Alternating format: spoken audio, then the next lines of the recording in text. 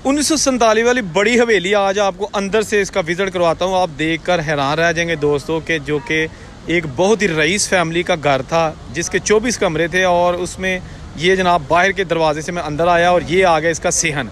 सेहन में पहुंचा तो जनाब इसकी ऊपर 3 मंजिलें जो है ना वो अभी भी मेरे आंखों के सामने थी। आप देखते जाइए। ये जनाब गांव ज़िला सियालकोट का गढ़तल गांव है तहसील डस्का में और ये इसका मेन दरवाज़ा।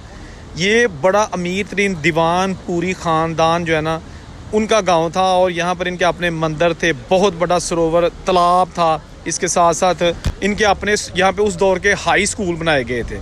लेकिन ये अरसा दराज से बंद दरवाज़े, जब मैं यहाँ आया तो मुझे अजीब सा लग रहा था यहाँ पे कि जनाब एक फैमिली जिसने इतना बड़ा महल एक छोटे से गांव की तंग गलियों में बनाया, आज देखें पता ही नहीं कि वो कहाँ है। और ये हवेली, ये इमारत